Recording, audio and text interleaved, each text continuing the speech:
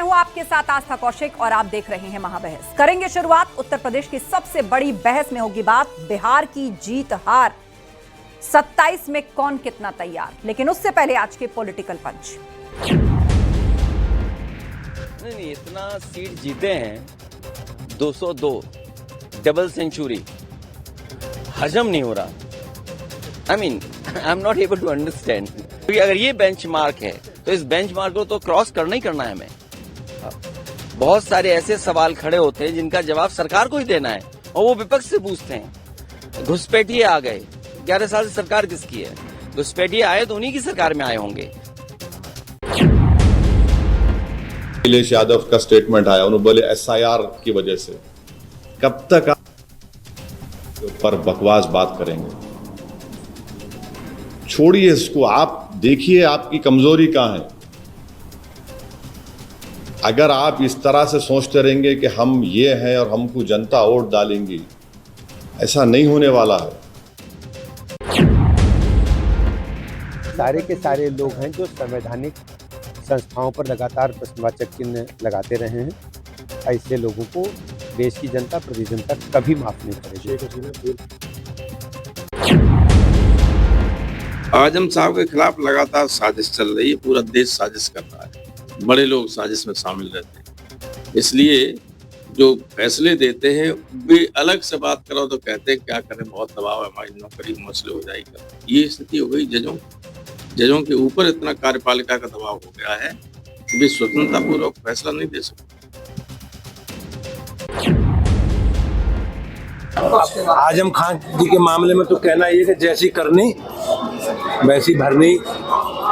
देश की न्यायपालिका में सबको विश्वास है और जिस प्रकार से आजम खान जी ने अपने बेटे को विधायक बनवाने में जल्दबाजी की, कानून का उल्लंघन किया, तो कानून का डंडा उनके ऊपर चला। तो बिहार के नतीजों को लेकर एक तरफ तमाम राजनीति के जानकार विश्लेषण कर रहे हैं, तो वहीं एनडीए की इस बंपर जीत को लेकर अखिलेश यादव ने कहा है कि इतनी सीटें हजम नहीं हो रही। हालांकि अखिलेश यादव ने यह कहा कि बीजेपी से सीखने की जरूरत है और हमें भी ऐसा बड़ा लक्ष्य लेकर चलना होगा। दूसरी ओर मोदी योगी फैक्टर बिहार में जमकर चला और एनडीए ने इतिहास रचा। पूरे माहौल के बीच 27 की तैयारी भी शुरू मानी जा रही है। इस पूरे माहौल में सवाल ये कि योगी ने मगध जीता, बिहार से अखिलेश ने क्या सीखा और बिहार की जीत हार 27 में कौन कितना तैयार। इसी पर आज की मां बहस। जो गेस्ट पैनल जुड़ रहा है उससे आपका इंट्रोडक्शन करा देते हैं। हमारे साथ आज आनंद दुबे जी हैं, प्रवक्ता बीजेपी, अशोक यादव जी हैं, प्रवक्ता समाजवादी पार्टी, प्रोफेसर हिलाल अहमद कांग्रेस के स्पोक्स पर्सन, डॉक्टर ओम सुधा जी दलित चिंतक और विजय उपाध्याय जी वरिष्ठ पत्रकार। आप सभी मेहमानों का बहुत बहुत स्वागत है। चर्चा की हम शुरुआत करेंगे, लेकिन उससे पहले वक्त महाबहस के सवालों का है। एनडीए की डबल सेंचुरी अखिलेश को हजम नहीं। जब से बिहार चुनाव के नतीजे आए हैं, विपक्षी दल इन नतीजों पर सवाल उठा रहे हैं और अखिलेश यादव ने कहा है कि हमें भी बेंचमार्क अब बढ़ाना होगा, हमें भी बीजेपी से सीखने की जरूरत है। योगी ने मगध जीता, बिहार से अखिलेश ने क्या सीखा? आखिर अखिलेश यादव के इस कहने का कोई और भी मतलब है क्या? इसके पीछे क्या कोई तंज छुपा है? बिहार की जीत हार 27 में कौन कितना तैयार, यही आज का सवाल। तो चलिए महाबहस की शुरुआत करते हैं और सबसे पहले यही सवाल आनंद दुबे जी आपके सामने। अखिलेश यादव कह रहे हैं कि भाई लक्ष्य बड़ा रखना होगा अब 27 के लिए, बेंचमार्क और ऊपर करना होगा। हमने बहुत कुछ सीखा है पूर्व की हारों से और अब बीजेपी से हमें और सीखना होगा, या सीखा है? नहीं, ये अच्छी बात है अगर उन्होंने इसके पीछे कोई तंज का भाव नहीं है और अगर वो सीख रहे हैं, अपनी गलतियों से कुछ सीखना चाहते हैं या पूर्व में उनकी पार्टी द्वारा जो गलतियां हुई हैं उनसे सीखना चाहते हैं, तो स्वागत है। राजनीति में जब भी कोई गलती हो उसको स्वीकार कर लेना और उससे सीख के आगे बढ़ना, यही लोकतंत्र है। लेकिन पिछले कई चुनावों में लगातार हारने के बाद जिस तरह से अपनी जिम्मेदारी से बचने के लिए संवैधानिक संस्थाओं पर आरोप लगा देना, ईवीएम पर सवाल उठाना, मतलब चुनाव प्रक्रिया से जुड़े हुए हर व्यवस्था पर सवाल उठाकर समाजवादी पार्टी हो या विपक्ष हो ये सोच रहा है कि हमें कोई सफलता मिल जाएगी, तो ये जनादेश का अपमान है। आप बारंबार जनादेश का अपमान कर रहे हैं। जनता जो आपको फैसला दे रही है उसको स्वीकार करिए और आगे बढ़िए। और देखिए, बिहार की जनता ने स्पष्ट कर दिया है कि परिवारवादी पार्टियों का गेम ओवर हो चुका है। जो लोग झूठ बोलकर प्रपंच रच के सत्ता हथियाना चाहते ठीक है, हैं, 10 ऐसे सेकंड। लोगों का गेम ओवर हो चुका है। तो निश्चित रूप से बिहार का जो जनादेश है उससे विपक्ष को सीखने की आवश्यकता है और अपनी कमियों पर काम करके आगे बढ़िए। हम भी चाहते हैं कि एक ठीक है। अच्छा और बेहतर विपक्ष अशोक जो है, यादव जी, वो देश में मौजूद है। अशोक यादव जी, अगर इसके पीछे वाकई कोई तंज का भाव नहीं है, वैसे तो जब अखिलेश यादव बोलते हैं तो उसके कई मायने हो सकते हैं और होते हैं, तो क्या सीखा बीजेपी से? देखिए, बीजेपी से हम लोग कम से कम लोकतंत्र चोरी और वोट चोरी नहीं सीखेंगे। बाकी जो हमने सीखा उसी सीख करके 4 जून 2024 को हमने इनको 62 से 33 पे ला दिया लोकतांत्रिक तरीके से। देखिए आशा जी, इस समय पूरा देश एक ऐसे मुहाने पे खड़ा है जहां पर संवैधानिक संस्थाओं के ऊपर बहुत बड़ा खतरा मंडरा रहा है। आप देखिए किस तरह से 10,000 15,000 में लोकतंत्र को खरीदा जा रहा है। ये सबसे बड़ा थ्रेट्स हमारे डेमोक्रेसी को लेकर के। तो हमारी पार्टी एक जो लोकतंत्र को खरीदने की जो प्रक्रिया भाजपा ने शुरू किया है, इसको लेकर के हम अपने मतदाताओं में जागरूकता फैला रहे हैं। ये आपको सामाजिक, आर्थिक और राजनीतिक रूप से गुलाम बनाने की प्रक्रिया भारतीय जनता पार्टी ने शुरू की है कि चुनाव के दौरान आपको 10-15 हजार रुपए आपके खाते में डाल के आपका वोट ले लेगी और आपको सामाजिक, आर्थिक, राजनीतिक रूप से गुलामी की तरफ ढकेलेगी, आपका भविष्य अंधकार में कर देगी। दूसरे मोर्चे पे हम लोग लड़ रहे हैं पीडीए प्रहरी, पीपीटीबी, जो हमारे राष्ट्रीय अध्यक्ष ने कहा, पीडीए प्रहरी जो भारतीय जनता पार्टी एसआईआर के माध्यम से वोट चोरी करती है, उस वोट चोरी को रोकने के लिए हम लोग अपना पीडीए प्रहरी के क्या माध्यम करेगा से आपका ये प्रहरी? चुनाव तो इलेक्शन कमीशन लड़वाता है, पुलिस वहां तैनात होती है, वो उनकी ड्यूटी है। तो ये पीडीए प्रहरी क्या करेगा? किसकी चेकिंग पीडीए करेगा? प्रहरी का बेसिक रोल है जो हमारे वोटरों को चिन्हित कर करके नाम काटे जाते थे, उन नामों को हमारा पीडीए प्रहरी कटने नहीं देगा। ठीक है, यानी जो नाम एसआईआर, काटे जाएंगे उसको एसआईआर इस मुद्दे को लेकर अब विपक्ष बार बार ये कह रहा है और आज डिंपल यादव ने भी इसी बात को कहा कि उसकी वजह से वोटर्स का नाम काट दिया गया, बहुत से लोग वोट नहीं दे पाए। प्रोफेसर हिलाल अहमद हमारे बीच में, कांग्रेस के प्रवक्ता। प्रोफेसर हिलाल, बिहार की हार से क्या सबक सीखे आपने? क्या अब भी घूम फिर के इलेक्शन कमीशन, प्रशासन, पुलिस पर इल्जाम लगाइएगा? वोट चोरी का मुद्दा जिस जोर शोर से उठाया बिहार की जनता ने, उस पर भी फैसला सुना दिया आपको?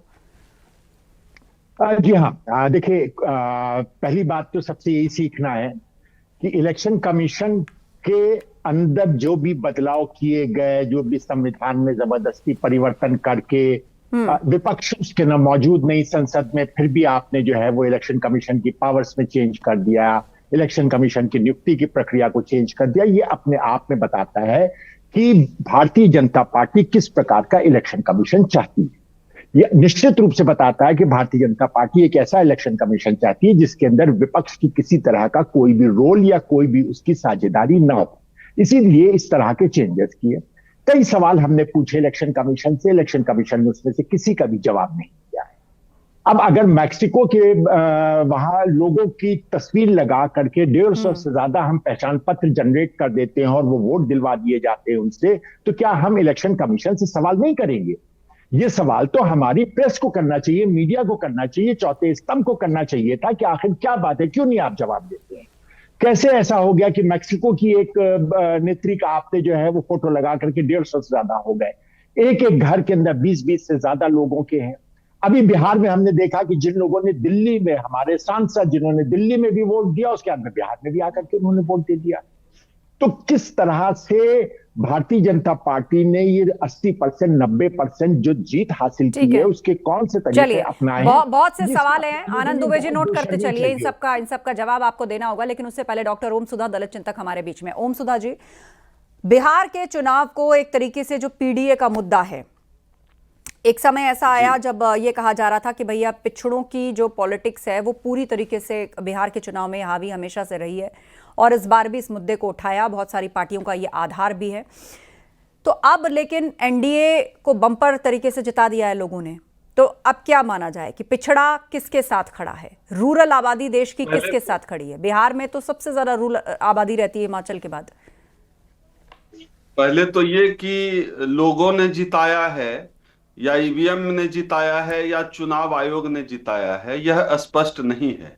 क्योंकि पूरी चुनाव प्रक्रिया जिस तरह से संदिग्ध रहती है, ईवीएम को लेकर जिस तरह सवाल उठते हैं चुनाव के पहले भी, इस चुनाव बार के तो बाद भी। ईवीएम का नाम किसी ने भी नहीं लिया ओम सुधा जी, ना सपा ने मैं ले लिया रहा हूं ना ना। कांग्रेस ने लिया, और किसी आम के लोगों नाम की लेने तरफ से भी देने ऐसा से कोई क्या सवाल होता है? नहीं मुद्दा आया। थोड़े- हाँ, एसआईआर को लोग ईवीएम जरूर तो- मुद्दा बना रहे हैं, पर ईवीएम का तो नाम अभी तक किसी ने लिया ही नहीं है। ईवीएम थोड़े ही जो है मुद्दा खत्म हो जाएगा। ईवीएम तो है ही सवाल। इतने बड़े लोकतंत्र में इतना अविश्वसनीय तरीके से आप वोटिंग करा रहे हैं जिसपे कि जनता का विश्वास नहीं है ईवीएम पे, और आप कहते हैं कि ईवीएम मुद्दा नहीं। ईवीएम बहुत बड़ा मुद्दा है। ईवीएम तो संदिग्ध उसी मशीन। ईवीएम से तो हिमाचल और कर्नाटक में भी सरकार बनी है ना, चल रही है सरकार उसी बात ईवीएम से यहाँ चल आप रही है ना। सिर्फ कांग्रेस, मैं कांग्रेस और बीजेपी के प्रोस्पेक्टिव से बोल नहीं रहा हूँ, मैं जनता के प्रोस्पेक्टिव से बोल रहा हूँ। पर कि जनता कोई ने भी ऐसा ऐसी- कोई आंदोलन नहीं किया कि भाई हमें ईवीएम नहीं किसने चाहिए कहा आपको या कि हमें जनता डाउट ने है। ईवीएम वो तो अपना वोट करके ईवीएम आती है, आखिर उसको मुद्दा जिसकी कैसे सरकार बना? बनवानी होती है नहीं, बना नहीं, देती है। ईवीएम आप देखिए ईवीएम हिमाचल मुद्दा प्रदेश में कैसे देखिए, आप बना? कर्नाटक में देखिए, आप नहीं, साउथ ईवीएम के मुद्दा स्टेट्स में कैसे उठाकर बना देखिए। है? ईवीएम और ईवीएम इसी के ईवीएम से मसले यूपी पर में वोट हमारे पड़े हैं। आप संगठन देखिए ने समाजवादी रामलीला पार्टी ने मैदान पे लोकसभा चुनाव में कार्यक्रम हरा किए दिया हैं। बीजेपी को। नहीं, रामलीला ईवीएम से मैदान में पड़े हैं ना हमारे वोट। संगठन ने कार्यक्रम किए हैं। ये आप कैसे कह सकती है? नहीं किया। आप कवर नहीं करते हैं ईवीएम के कार्यक्रम को, भारतीय मीडिया कवर नहीं करती है। अच्छा, आप ही भारतीय कवर मीडिया करके कोई ईवीएम वीडियो के दिखा बचाव में दीजिए। है, आप ही अपनी सरकार बात के को बचाव सत्यापित में करने है। के लिए कोई वीडियो बता दीजिए। मैं तो आपको फैक्ट बता सकती हूँ, और मैं बता रही हूँ उसी ईवीएम से चुनाव होता है ना देश में। आप सिर्फ मेरे मैं ही यूपी नाम में से समाजवादी बात पार्टी करते हैं, चुनाव वीडियो जीती ईवीएम लोकसभा प्रोटेस्ट। का, तब आप तो आपने सैकड़ों सवाल वीडियो उठाया कि मिले नहीं जी थे, हम अब क्या जो है बात अभी भी करते हैं ईवीएम के ईवीएम खिलाफ को हैं। लेकर तमाम सामाजिक संगठन मुखर हैं। ईवीएम को लेकर बड़ी लड़ाई का इतिहास है यहाँ, और कहाँ आप दिखाना इतिहास नहीं चाहती, है? आप ये उसके तो पास- सिर्फ विपक्ष के दल आरोप लगाते हैं चुनावी किसने मैदान में, कहा आपको जैसे चुनावी विपक्ष का मंचों ये पर भाषण आरोप दिया है? जाता है। हम तो कांग्रेस और बीजेपी बीजेपी का ऑपोजिशन नाम के ही लिए नहीं कुछ ले कहती रहे है, हैं। ऑपोजिशन आप बीजेपी के इसको लिए कुछ कहता बीजेपी है। और कांग्रेस का नाम ले रही है। मैं तो जनता के प्रोस्पेक्टिव से बात कर रहा हूं कि कोई भी ऐसी प्रक्रिया, चुनावी प्रक्रिया इतने बड़े देश के लोकतंत्र की अगर संदिग्ध है तो उस पर विचार करना चाहिए। नहीं, संदिग्ध दिक्कत कैसे कहाँ है, कि मैं आपको आपसे गले पूछ रही हूँ। से छुड़ा ओम कर सुधा जी कह रहे हैं आप इसलिए दुनिया उसको के वो संदिग्ध मान तमाम लिया जाए। देश- दुनिया के वो तमाम देश जो कि जो है ईवीएम को छोड़ चुके, ईवीएम को लाकर आप उनसे आगे निकल गए। वाह जी वाह। आप चंद्रमा पे कोई जो है, चंद्रमा पे रोवर खराब होता है, आप धरती आप से अभी जो भी है उस सवाल का जवाब नहीं दे इसरो पा और रहे नासा ठीक कि कर जहां देता पे है, और अगर ईवीएम आपका विपक्ष हैक के नहीं किसी होता। दल की सरकार बनती है तो उसी ईवीएम से चुनाव होता है, और तब कोई सवाल नहीं है। फिर आप तब कोई विपक्ष सवाल और नहीं पक्ष में है। लागू- ठीक है, बहरहाल विजय मैं उपाध्याय जनता जी के हमारे बीच में perspective वरिष्ठ से बोल पत्रकार, रहा हूं। मैं उनकी भी एक टिप्पणी ले लेती हूँ। विजय उपाध्याय जी बताइए, आप ईवीएम के बारे में भी सुन रहे हैं, आप एसआईआर वोट चोरी के बारे में भी सुन रहे हैं, और इन दोनों ही मुद्दों का चुनावों में जिक्र हुआ, और बिहार की जनता ने उसके बाद यह फैसला सुनाया है। देखिए, बिहार की जनता ने रिकॉर्ड तोड़ मतदान किया। जितनी बड़ी तादाद में, जितना भारी परसेंटेज में लोगों ने इस बार वोट किया है, वो अपने आप में हिस्ट्री है। और एसआईआर का समर्थन तो ममता बनर्जी ने भी किया। उन्होंने कहा कि कोई भी एलिजिबल वोटर छूटना नहीं चाहिए। तो एलिजिबल वोटर ही सुनिश्चित करने के लिए तो एसआईआर किया जा रहा है। तो ना तो एसआईआर का कोई विरोध है, और ईवीएम का विरोध बहुत ही पॉलिटिकल टाइप का है। मैं तो टीएन सेशन के पहले का भी चुनाव आयोग जानता हूं, और टीएन सेशन के बाद के भी चुनाव आयोग देख रहा हूं। उसके पहले की भी सरकारें देखी हैं, और उसके बाद की भी सरकारें देख रहा हूं।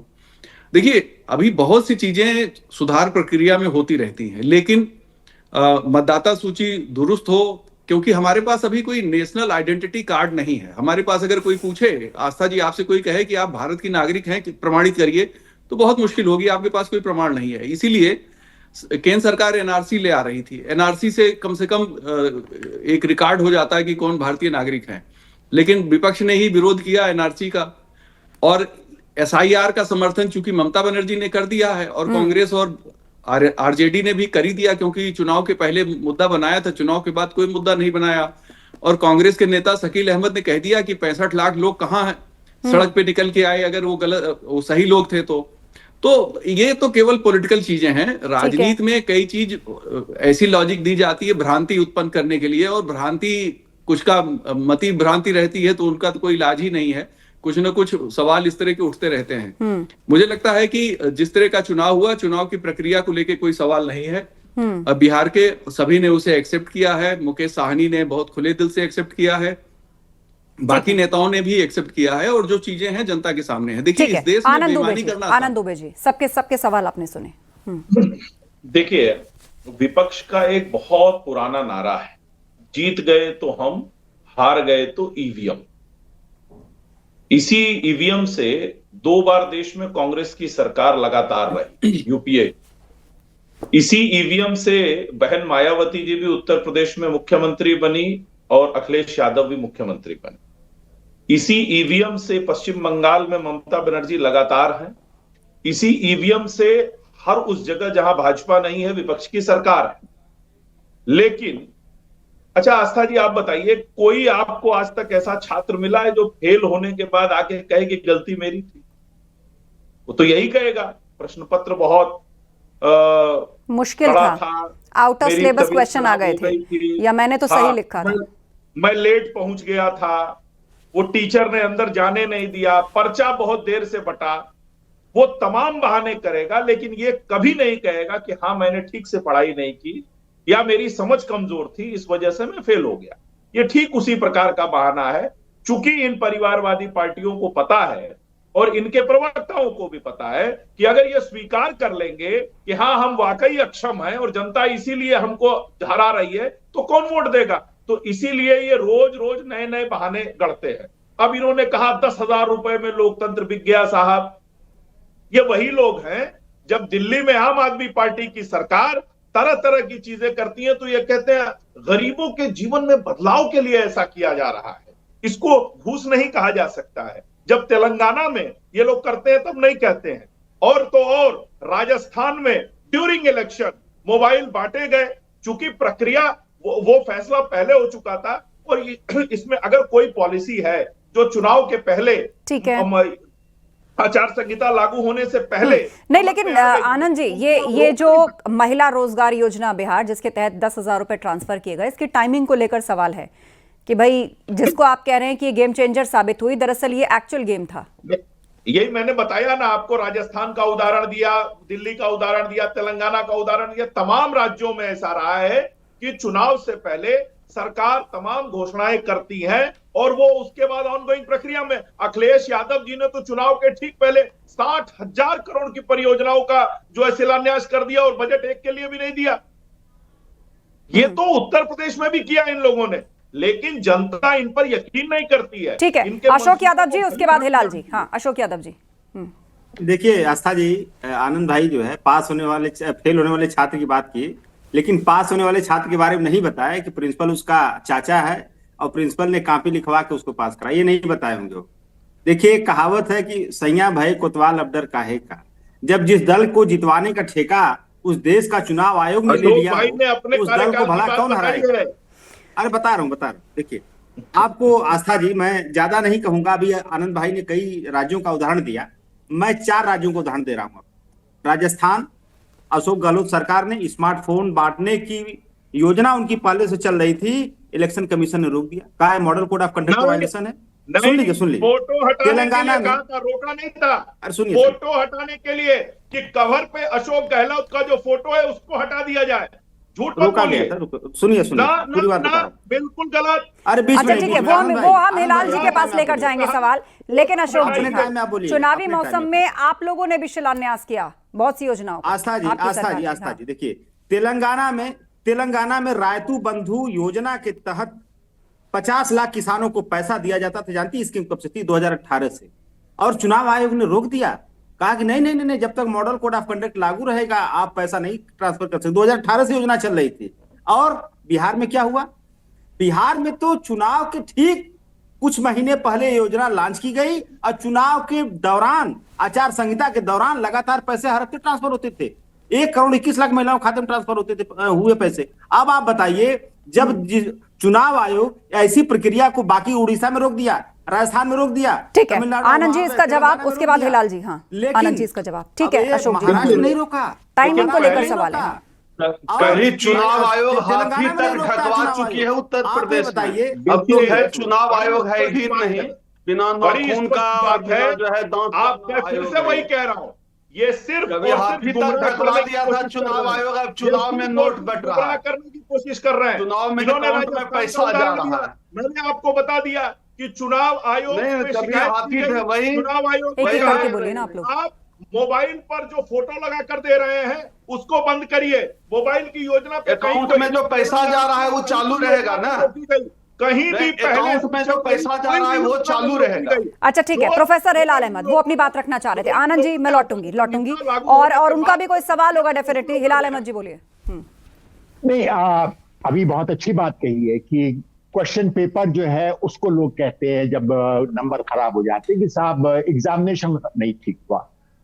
अब किसी एग्जामिनेशन कॉपी के अंदर इवैल्यूएशन करना है मतदाताओं को, जिसके अंदर लिखा है गिरते हुए पुल करप्शन, पटना के अंदर घुस करके होटल में कत्ल, कानून व्यवस्था चौपट, 30,000 करोड़ रुपए के चुनाव घोषित होने की काम को घोषित हुआ, उससे पहले योजनाएं आई और उनको सबको दे दिया गया, वो भी ठीक, पलायन वो भी ठीक, बेरोजगारी वो भी ठीक, गिरती हुई प्रति व्यक्ति आय वो भी ठीक। 20 साल में किसी प्रकार का कोई परिवर्तन नहीं, बिहार सबसे नीचे था है और जब तक ये सरकार रहेगा। उसके बाद भी उसके अंदर 100 में 100 नंबर मिल जाए तो निश्चित रूप से एग्जामिनेशन कॉपी जांचने वाला चाचा है जिसने की एग्जामिनेशन कॉपी जांची है। वो एग्जामिनेशन नाम तो लिखा ही नहीं होता ना, पहचान तो गुप्त होती है, खाली रोल नंबर होता है, वो भी इतना बड़ा सा। कितने रोल नंबर याद रखेंगे? आनंद दुबे जी। बदल दी गई और वो बदलने का काम इलेक्शन कमीशन ने किया। देखिए ठीक है, सेंटर कोड और रोल नंबर होता है बस, और उसके अंदर घटा बढ़ा करके कुछ और कर दिए गए। अच्छा ठीक है, जवाब सुन लेते हैं, बोलिए आनंद जी। और इसके प्रश्नों का जवाब नहीं देते। जांचते हैं, उनसे पूछा जाता है कि भैया बताओ तो इसका सबसे बड़ा उदाहरण उत्तर प्रदेश है। परीक्षा कोई देता है, परीक्षा कोई देता है, रिजल्ट किसी और को निकल के आ जाता है। इलेक्शन कमीशन तो जिसके पीछे कोई देता है और रिजल्ट किसी और का निकल के आ जाता है। चुनाव में स्पोक्स पर्सन का काम करती है। बताइए पॉलिटिकल पार्टी जो है वो इलेक्शन कमीशन का स्पोक्स पर्सन बन जाए।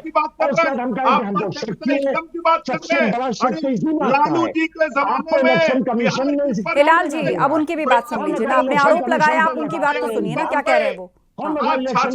मुमकिन है फिर आपको कोई पॉइंट मिलेगा घेरने के लिए, अभी बात तो सुन लीजिए ना। आनंद जी बोलिए। क्योंकि आपको पता नहीं है ये स्थिति बिहार की लालू जी के जमाने में 75,000 करोड़ आज 15,00,000 करोड़ है, इसलिए जनता ने आपको दिया है और हमको हीरो बनाया है। पहले आप बिहार के एक सेकंड पर कैपिटा इनकम की बात कर लीजिए। अच्छा ठीक है, मैं आप दोनों को रोकना चाहती हूँ, विजय उपाध्याय जी हमारे बीच में। विजय जी, बिहार का चुनाव खत्म हुआ, नतीजा सबके सामने है। अब उत्तर प्रदेश में 2027 में चुनाव होने जा रहा है। बताया जा रहा था कि ये बिहार चुनाव में यूपी के जो नेता जोर आजमाइश कर रहे हैं, एक तरह से होमवर्क है, लिटमस टेस्ट है मुद्दों का भी। तो अब 27 के लिए क्या संदेश निकला है? क्या यूपी को उससे जोड़ना या दोनों में कोई संबंध निकालना सही है, नहीं है? क्या आकलन आपका? नहीं, एक प्रयोगशाला के तौर पे देख सकते हैं बिहार के चुनाव को। वहां पे जिस तरीके से महिलाओं के लिए स्कीम की घोषणा करके 90% स्ट्राइक रेट के साथ महाराष्ट्र का भी रिकॉर्ड टूट गया। महाराष्ट्र में भी जो मैया योजना थी उसने चमत्कार किया था, उसके पहले मध्य प्रदेश में भी किया था, हरियाणा में भी किया था, बिहार में तो गजब का हो गया। मुझे लगता है उत्तर प्रदेश में एक अच्छा स्कोप है कि ये इस तरह की कोई स्कीम सरकार ले आए और महिलाओं को जोड़े और उनका वोट ले। देखिए तमिलनाडु में बहुत पहले से इस तरह के गिफ्ट दिए जाते रहे हैं और वहां के चुनाव जीते हारे जाते रहे हैं। उत्तर भारत में अरविंद केजरीवाल इसको लेके आए दिल्ली से, उसके बाद हर जगह शुरू हुआ, तो ये अच्छा है। डेवलपमेंट में देखिए जो सोशल वेलफेयर स्कीम्स होती हैं वो गरीबों के लिए ही होती हैं। ठीक है, अगर सरकार के पास फंड है, उसके पास रेवेन्यू है और अगर वो अपने पब्लिक को वापस कर रही है तो मुझे लगता है ये अच्छा कदम है। किसी भी बहाने से जनता के पास पैसा जा रहा है। और दूसरी बात यह भी है कि जनता सोचती है चुनाव के समय तो आप आए, कोई भी पार्टी का व्यक्ति हो, चुनाव के समय ही जनता के पास जाता, उसके बाद नहीं जाता। और सरकारें भी उसी समय दरवाजे पे दस्तक देती हैं। लास्ट 2 मिनट है मेरे पास। एक बात अब तक नहीं समझ पाए हम लोग, इतना बड़ा रहस्य है कि सवाल इलेक्शन कमीशन से पूछा जाता है, जवाब जो है भारतीय जनता पार्टी वाले क्यों दे देते हैं। सवाल ईवीएम पे उठता है, इलेक्शन कमीशन पे उठता है, पूरा जो SIR का प्रोसेस है या वोट चोरी का मुद्दा है, वो मुद्दा जब उठाया जाता है तो जवाब बीजेपी क्यों देती है? इलेक्शन कमीशन को जवाब देना चाहिए ना। तो देश ये जानना चाहता है कि आखिर इलेक्शन कमीशन के साथ भारतीय जनता पार्टी का क्या रिश्ता है, ये रिश्ता क्या कहलाता है? आनंद जी। हाँ देखिए, ये रिश्ता वही कहलाता है, देश का एक नागरिक देश की संस्था पर सवाल उठेगा तो जवाब देगा, लेकिन आप तो काम कान करना में तेल जरूरी डाल है। के सोए ओम सुधा जी। मालिक 10 बार मालिक के कम से आदेश कम पे 10 काम बार करना है। इलेक्शन कमीशन ने अलग आशा अलग जी, पॉलिटिकल दस पार्टियों पुतली को का बुलाया, नाच देखना है। अपने ठीक है। ऑफिस में डेमोन्स्ट्रेशन दिया। आशा जी, आप दस लोग सेकंड, करते देखना हैं। है हाँ, तो इलेक्शन ठीक है। देखिए सवाल भारत। उठा- जल्दी से अशोक यादव जी, इलेक्शन अशोक यादव कमीशन जी। जब देखिए आशा जी, मजबूत आशा बनता जी, है, देखिए, आपसे इस कहता इस है, देश आनंद जी, का आनंद जी, मेरे पास चुनाव लास्ट टाइम। आयोग, हाथ में इस देश का चुनाव कान आयोग में तेल डाल गाना के गा सोइए रहा है और ऐसे कि जो ज्ञानेश को लाए चुपचाप हैं बैठे हम रहिए उनको घर के अंदर लाएंगे, कमरे में हर और राज्य में बताते भाजपा रहिए की कि हम बहुत सरकार बड़ा आंदोलन बनाएंगे। करते हैं। ये देश का आप चुनाव लोग- आयोग इस तरह गाना गा रहा है आप भाई। लोग केवल इस और देश की केवल- लोकतांत्रिक व्यवस्था को केवल मरने और से कौन केवल बचा जनता सकता है? को भ्रमित करने का मोदी जी काम आके करते विदेश हैं। में कहते हैं और लोकतंत्र अशोक हमारे यादव ब्लड में जी, है, आप यहाँ लोकतंत्र लगातार की इसी हत्या तरह करवा रहे डिबेट हैं। करिए। मैं चाहता जो हूं ज्ञानेश कि को लाए सत्ताईस हैं एक सेकंड। हम उनको डिबेट करें, लाएंगे, खत्म हो रही है बाद अब में डिबेट। भाजपा अब तो एक की दूसरे का सरकार कम से कम आखिरी बनाएंगे। कमेंट तो सुन लीजिए। इलेक्शन कमीशन ऑफ इंडिया, चलिए इलेक्शन कमीशन ऑफ ठीक है, इंडिया। वक्त का तकाजा है, वक्त का तकाजा है। घूम फिरकर बातें वही है। एक तरफ विपक्ष कह रहा है कि भाई बेईमानी से चुनाव जीता गया, दूसरी तरफ एनडीए अपने इसी इंजीनियरिंग की जीत बता रही है। आप सभी का धन्यवाद इस चर्चा में शामिल होने के लिए। अखिलेश यादव ने कहा है कि इतनी सीटें बिहार में हजम नहीं हो रही। हालांकि उसके साथ उन्होंने ये भी कहा कि बीजेपी से सीखने की जरूरत है और हमें भी ऐसा ही बड़ा लक्ष्य लेकर चलना होगा। और दूसरी तरफ बीजेपी मान रही है कि मोदी और योगी फैक्टर बिहार में जमकर चला है और एनडीए ने इतिहास रच दिया है। महाबहस में इतना ही। खबरें जारी हैं, बने रहिए हमारे साथ।